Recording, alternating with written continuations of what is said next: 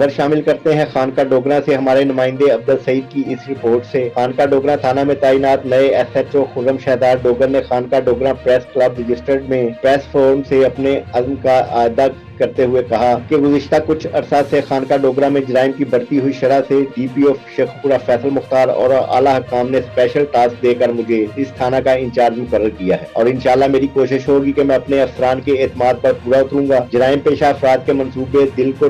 Mafia کے لیے میرے تھانہ کے دروازے بند ہوں گے، لیکن عوام کے لیے میرے دروازے 24 گھنٹے بغیر کسی سفارش کے کھلے ہوں گے۔ پریس کلب فورم میں چیف ایگزیکٹو میاں جمشید عباس ڈوگر ایڈوکیٹ، صدر سید امتیاز الطاف بخاری، جنرل سیکریٹری صابر وسیم اٹھوال، حاجی طارق محمود عاجز، عبدل سعید، حاجی طارق محمود مغل، اشفاق بٹی، مدثر انیف، شبیر حسین، آسن مغل، نیر عباسی کے علاوہ تمام ممبران نے شرکت کی۔ عبدل سعید، نمائندہ پرائم 922 خانقاہ ڈوگرہ۔